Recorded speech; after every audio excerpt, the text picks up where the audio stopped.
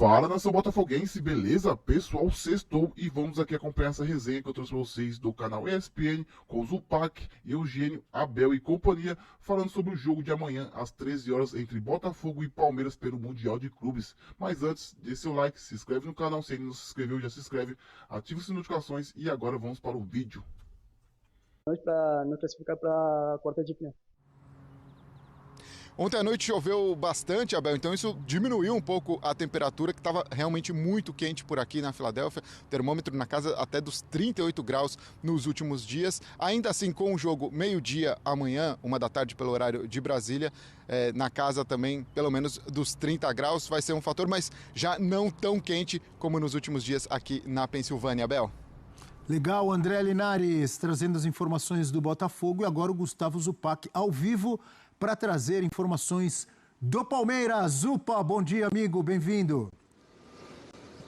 Tudo bem, Abel? Um ótimo dia a você, um ótimo dia ao fã de esportes. A gente está aqui bem na região central da simpática e belíssima Filadélfia, o berço da independência norte-americana. Foi aqui na Filadélfia, em 4 de julho de 1776, que foi assinada a independência americana. E a gente está aqui bem numa praça central, bem na prefeitura da cidade. Os turistas palmeirenses, botafoguenses ainda dormem, 9 horas da manhã. Quem está aqui são os locais. E a gente também já não esquenta na espera desse jogo, como disse o Linares, o calor meio que foi embora, 19 graus agora. A gente traz, né? Eu, Clara Gomes, a gente é o mensageiro do frio e da chuva, né? Onde a gente chega, a gente traz um pouco de frio e chuva, e assim foi aqui na Filadélfia. Palmeiras chega aqui durante a tarde, Palmeiras faz o último treino lá em Greensboro, Carolina do Norte. Pega 1h e tanto de voo para chegar aqui em Filadélfia no começo da tarde, carregando na bagagem a dúvida principal sobre Aníbal Moreno. As notícias são animadoras, ele vem treinando bem, vem melhorando do seu edema na coxa dia após dia. Os 2 últimos dias foram de bons treinos do Aníbal lá em Greensboro, o que dá ânimo para o Abel, pelo menos contar com ele. Aí fica a dúvida se ele vai para ser titular ou se ele vai ser resguardado para o Emiliano Martínez jogar. Essa é a dúvida médica da equipe do Palmeiras, mas o Abel também tem questões táticas e técnicas para resolver, Abel e amigos. Ele vai insistir com o Veiga ou ele vai trazer o Maurício para o time titular? Ele vai manter o Flaco ou ele vai trazer de volta o Vitor Roque para o time titular? E onde é que ele vai deixar o Estevão para jogar? Vai continuar deixando o Estevão jogando aberto como um ala? Talvez contra um Botafogo que dobre o lado esquerdo, né? Telles e Cuiabano contra Estevão de ala e um lateral direito para marcar? Ou ele vai reforçar aquele lado e dar mais liberdade para o Estevão no meio? Tem algumas chaves na equipe do Palmeiras que, do ponto de vista tático, que serão respondidas a partir de hoje, porque hoje tem entrevista lá pelas 5h30 da tarde de Brasília com o técnico Abel Ferreira, a última antes desse duelo. Tô curioso para ver também, Abel, como vai ser o termômetro da torcida aqui em Filadélfia. A gente sabe que temos mais palmeirenses do que botafoguenses nessa jornada norte-americana de Mundial de Clubes. Quero ver como elas se comportarão ao se encontrarem e como ficará a divisão do estádio Lincoln Financial Field, um estádio espetacular para 70 mil pessoas, que vai receber esse grande clássico. Do ponto de vista alviverde, uma necessidade também de mostrar resposta. Depois de 2 jogos abaixo do Palmeiras, agora um velho conhecido e um nível de exigência bem mais alto, Abel. O Zupac fica mais um pouco com a gente para participar da nossa resenha. Enquanto o Zupac falava, e um pouco antes o Linares também, eu fiquei pensando que é um clássico, um confronto com tantos ingredientes, esse de amanhã. A história recente, a gente já falou durante a semana, né? Desde que ficou decidido que eles iam se enfrentar, tudo que já aconteceu em Libertadores, nos 2 últimos campeonatos brasileiros. Mas esse de amanhã trazendo, Eugênio e amigos, muitas opções para os 2 lados, né? O Linares trouxe, não tem o Gregor, e aí o Paiva, ele pode armar o Botafogo de diferentes formas, assim como o Abel Ferreira também tem muitas opções ali dentro do elenco, e ele tem trocado, ele gosta de mexer no time, não só durante os jogos, mas muitas vezes de jogo para jogo, e o Abel também tem muitas opções. Então é legal para a gente quebrar a nossa cabeça aqui e tentar imaginar o que vai acontecer. Mas não é interessante, Eugênio? É interessante. Fizemos ontem aqui, né, um quadro ali na nossa tela ali, mostrando todas as opções de cada um dos técnicos.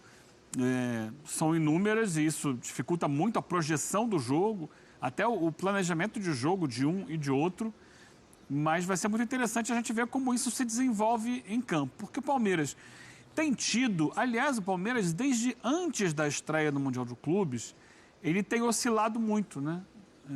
O Palmeiras do Abel, ele é assim em geral. Ele, às vezes, consegue uma sequência de bons resultados, daqui a pouco tropeça, perde, volta a ganhar, perde de novo. Mas ele se mantém numa média sempre de alta competitividade. Mas, se a gente pegar... O brasileiro foi assim, ele tinha dado uma arrancada no brasileiro que a gente achava e pintou o campeão. Tem gente que se antecipa assim, a gente não, né? Pintou o campeão e, de repente, ele começou a tropeçar nos últimos jogos antes do Mundial de Clubes e fechou essa parada em 4º lugar. Ele foi ultrapassado não só pelo Flamengo, mas por outras equipes também. Cruzeiro e Bragantino, né? Então, ele chega no Mundial com um jogo muito interessante contra o Porto, mas já muda a estratégia para o Al Ahly, já não vai bem contra o Inter Miami, não consegue encaixar o seu jogo, o seu futebol, e ele está em busca de uma formatação mais consistente, que ele dê mais a força que a gente está acostumado a ver do Palmeiras. Enquanto o Botafogo mudou muito, né? O Botafogo abriu mão de jogar o futebol que ele joga no Brasil para enfrentar 2 gigantes do futebol internacional, do futebol europeu. E a gente não sabe como é que vai ser esse Botafogo. Ele vai se manter ali naquela pegada, não, tá bom para mim assim, tá confortável, vou continuar jogando dessa forma? Pode fazer essa opção. E criar dificuldades para o Palmeiras. Entrar nessa defesa sólida do Botafogo, tentando eventualmente jogar ali numa transição rápida. Ou não, ou pode ser um Botafogo que vai propor jogo também. É muito interessante, mas é muito também imprevisível o que vai acontecer no jogo de sábado.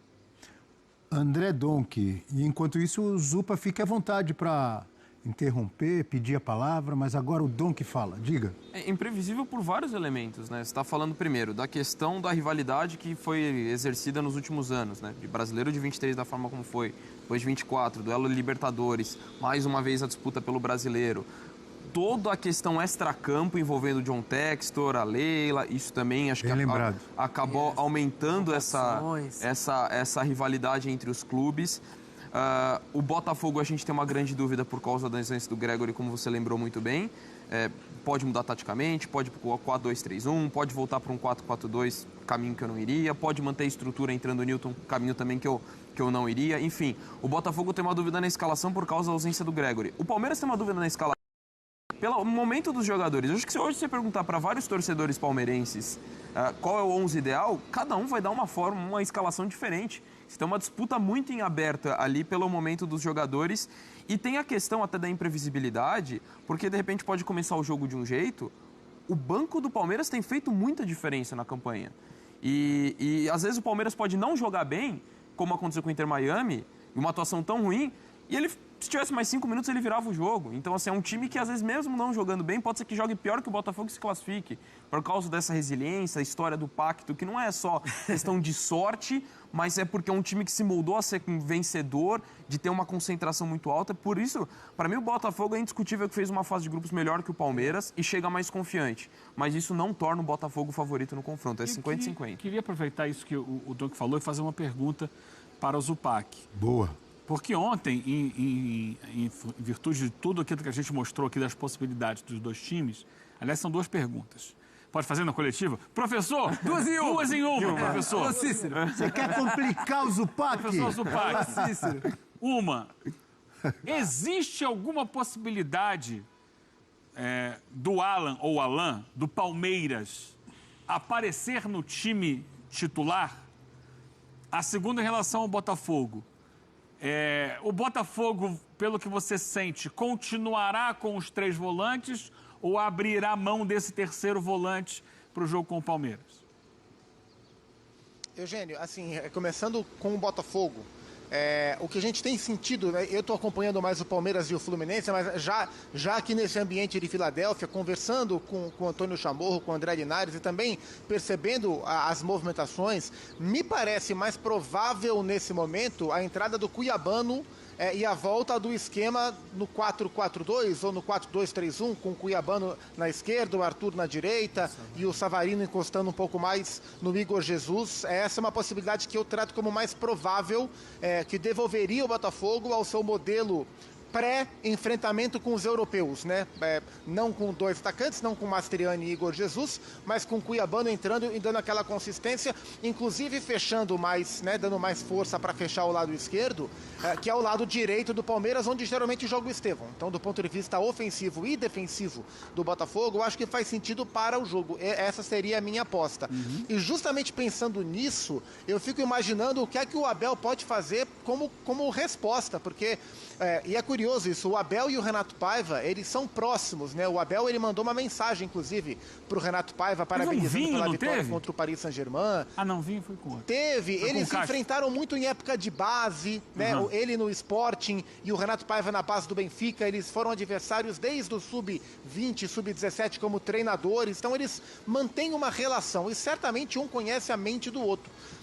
E aí eu fico pensando sobre o Alan, que vem jogando muito bem, vem sendo elogiado, mas o Abel tem dito que ele tem privilegiado em alguns momentos a experiência. Por exemplo, contra o Inter Miami, ele bota o Marcos Rocha e o Rafael Veiga por causa da experiência, né? Tira o Giai, que não veio bem na marcação, tira o Maurício, que para mim deveria começar jogando, e acho que começará jogando amanhã, mas ele opta pela experiência. O Alan vem jogando bem, mas eu vejo nesse momento o Abel enxergando esse menino como uma das peças que o Donk falou, capazes de vir do banco e mudar o jogo. A minha pulguinha atrás da orelha é se ele não pode estar preparando uma dobradinha com o Mike, com o Giai e Mike, ou Rocha e Mike, para liberar um pouco mais o Estevão, justamente pensando nesse lado esquerdo forte do Botafogo, se tiver uma dobradinha. São as possibilidades que o Abel Ferreira tem na equipe do Palmeiras para montar esse time. O que parece claro para mim é que o Maurício jogará, e tô achando que vai jogar o Vitor Roque também, que o Flaco Lopes, que não fez um bom jogo contra o Inter Miami, volta pro banco.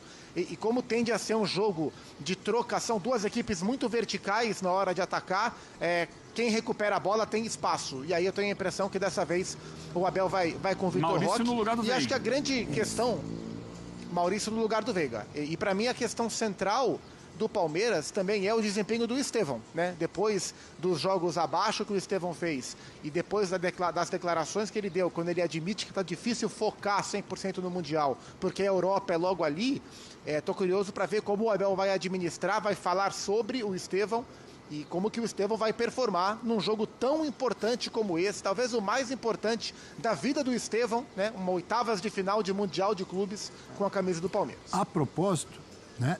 Ou aproveitando, já que o Estevão é o assunto agora, é sempre bom lembrar, ou talvez não seja bom lembrar para os palmeirenses e para os botafoguenses, que amanhã pode ser o jogo de despedida. Ou do Igor Jesus, um vai se despedir, ou do Estevão. Um vai dar tchau, isso é certo. Um dos dois terá o seu último jogo pelo seu clube. Quem for eliminado, né? Se o Palmeiras for eliminado, último jogo do Estevão. Se o Fogão for eliminado, último jogo do Igor Jesus. Quem vai se despedir, a gente tem o número dos dois aí. O Estevão no Palmeiras, 81 jogos, com a média de 67,3 minutos por partida. Em 81 jogos, o Estevão fez 26 gols e 15 assistências. Minutos para participar em gol, 133. Igor Jesus, em 58 jogos, 17 gols e 6 assistências. Minutos por partida, a média, 75,9. E minutos para participar em gol, 191,4. Os dois negociados com equipes europeias, o Estevão com o Chelsea e o Igor Jesus com o Nottingham Forest. Então eles vão se enfrentar lá na Premier League, muito provavelmente, e talvez em alguma Copa lá, né? O Igor Jesus, na história do Botafogo, com os dois títulos importantíssimos do ano passado. O Estevão, na história do Palmeiras, independentemente de título ou não, mas por ser uma grande revelação. Ele ganhou o título ano passado? Ou não tem nenhum? Esse ano perdeu para o Corinthians a final. Eu não lembro se ele participou do Ano passado não foi campeão paulista? Ele fez campeão paulista. Foi campeão paulista. Ele estava no elenco. Talvez não fosse titular ainda, agora me foge. Tanto jogo, tanta competição. De qualquer maneira... Acho que ainda era o Hendrick, né? Era o Hendrick na final contra o Santos. De qualquer maneira, vai ficar marcado o Estevão como uma grande revelação do Palmeiras. E um dos dois pode se despedir. A gente vai falar dos dois. Vou começar com você, Johnny. Manda, Abel.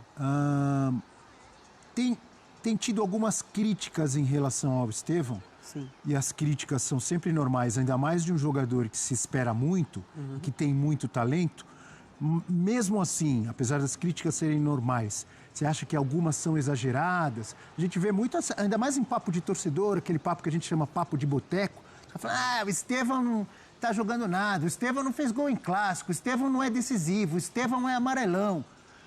Tem algum exagero, as críticas são merecidas, e depois eu vou voltar para o Zupa falar também se ele tem algum termômetro de torcida, porque tem muito palmeirense lá nos Estados Unidos em relação a essas críticas ao Estevão. Mas primeiro você, amigo Johnny. Abel, é o seguinte, nem muito lá, nem muito cá. O Estevão, sim, deve uma atuação de gala em um jogo importante. Tá devendo, não fez gol em clássico, em Essas partidas... cobranças são normais em cima do craque, não faz parte, são? ainda mais por ser um jogador geracional de outro fenômeno como o Lamine Yamal, com a mesma idade, voando pela seleção e pelo clube que defende. É óbvio que a gente vai criar uma expectativa gigantesca em cima do Estevão, que era tratado como um Messinho na base do Cruzeiro e na base do Palmeiras.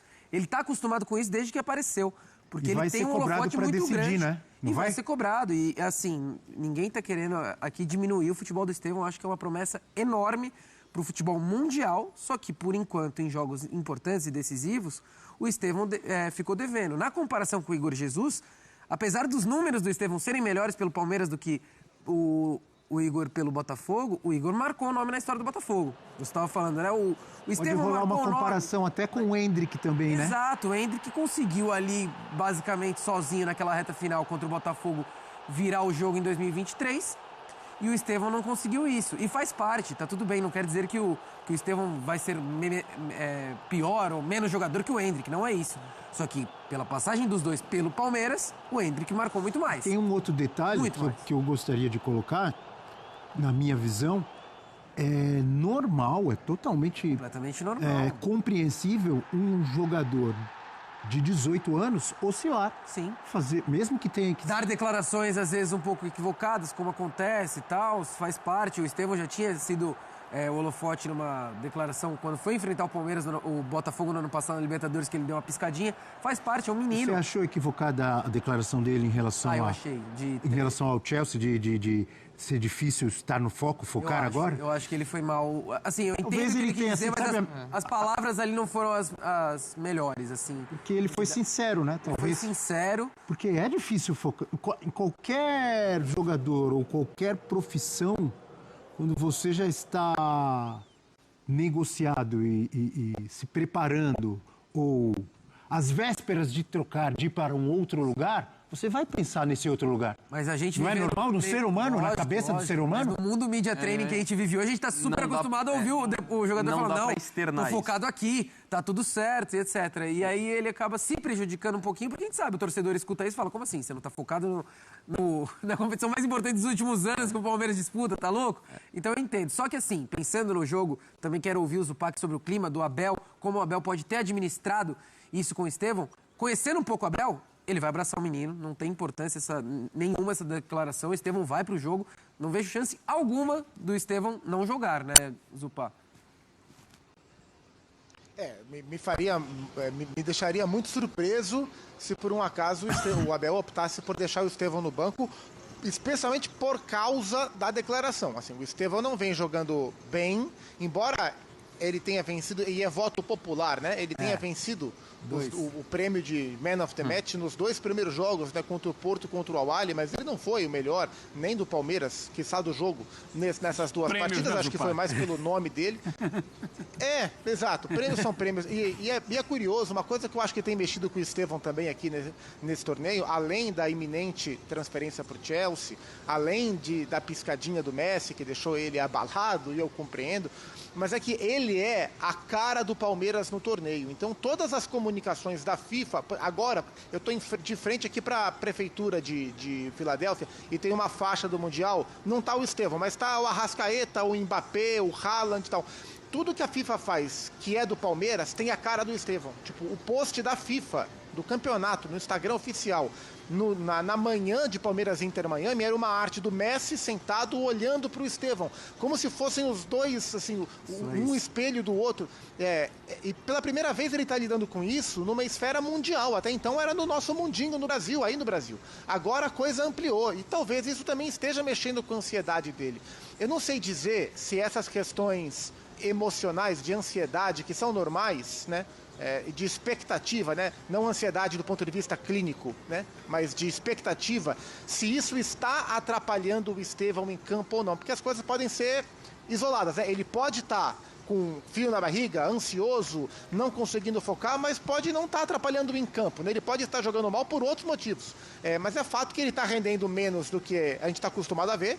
Ele não está sendo um jogador decisivo como a gente está acostumado a ver. O palmeirense espera que ele seja o Estevão dos melhores momentos nos grandes jogos, e até aqui ele não foi, e talvez faça parte do seu amadurecimento, mas amanhã ele vai ter mais uma chance, e aí contra um adversário mais conhecido, né? Numa fase mais aguda, mas num contexto que é mais o contexto dele, que é o contexto contra times brasileiros. Não acho que o Abel vai tirá-lo, não. Tô com o Johnny, tenho a impressão de que o Abel vai abraçar o Estevão nesse momento. Inclusive, na entrevista, eu acho que a gente vai ver algum tipo de manifestação nesse sentido do Abel Ferreira. Zupa, a gente precisa... O Mendel pede passagem para falar de Flamengo, então... Não, rapidamente sobre Mudando de assunto, vamos falar agora sobre contratação, que o Botafogo continua no mercado e já mira o jogador do Novo Horizontino, zagueiro de 20 anos, o Dantas. Vamos com mais informações. O jovem é titular do Novo Horizontino, já fez 8 jogos na atual edição da Série B, tem 1,89 de altura e pode jogar também de volante. Eu acho interessante essa movimentação do Botafogo atrás do Dantas. É um zagueiro jovem, 20 anos, com bom porte físico, 1,89 m e que já está mostrando serviço na Série B com o Novo Horizontino. Além disso, tem a versatilidade de também poder jogar como volante, o que sempre agrega para um elenco que vai ter um calendário pesado depois do Mundial. E é curioso que o próprio Botafogo já teve a chance de observá-lo de perto naquele amistoso de março, antes do Brasileirão começar. Naquele jogo, o Fogão venceu por 3-1 no Newton Santos, mas a comissão técnica certamente ficou de olho no garoto. Esses testes servem justamente para isso, avaliar jogadores fora do radar de times de Série A. Acho uma aposta coerente, principalmente porque o Botafogo está mostrando um elenco que mescla experiência com juventude. Depois do Mundial, com possíveis saídas e um calendário cheio, ter um zagueiro jovem com potencial de evolução pode ser estratégico. Não é contratação de impacto, mas é aquele tipo de reforço que, bem trabalhado, pode surpreender. Agora é esperar as negociações avançarem. O bom é que o Botafogo não está se precipitando, está aguardando o fim do Mundial para retomar as conversas. Mostra que o clube está priorizando o momento e pensando lá na frente. Eu vejo essa notícia do interesse no Dantas com bons olhos. A diretoria está certa em já pensar no futuro, mesmo com toda a atenção voltada para o Mundial de Clubes. O moleque tem só 20 anos, é alto, joga como zagueiro e também pode atuar como volante. Isso é importante no calendário que vai precisar de opções, principalmente depois de uma temporada tão puxada como essa. E também temos que levar em conta o Bastos, que está lesionado, sentiu o joelho lá e vai ficar um bom tempo afastado. Mas claro, né? Agora o foco total é no jogo de amanhã, às 13 horas, contra o Palmeiras pelas oitavas de finais do Mundial. É jogo grande, de mata-mata, valendo vaga entre os 8 melhores clubes do mundo. A torcida está confiante, o time mostrou força na fase de grupos e mesmo com a derrota para o Atlético de Madrid, a classificação veio. Amanhã é dia de deixar tudo em campo. Voltando ao assunto do Dantas, é legal lembrar que ele já enfrentou o Botafogo naquele amistoso em março, no Newton Santos, quando a gente ganhou por 3-1. Quem acompanhou aquele jogo viu que o garoto tem presença física, não se esconde e tem uma boa leitura de jogo. Não vai chegar para ser titular de cara, mas pode ser uma peça interessante para compor elenco e evoluir com o tempo. Agora é isso, a cabeça da torcida está no Mundial, mas é bom ver que a diretoria já está pensando no mercado, já se movimentando bem. Primeiro vamos torcer para passar pelo Palmeiras amanhã e seguir fazendo história no Mundial. Depois a gente volta a falar de reforços. Pra cima, Fogão!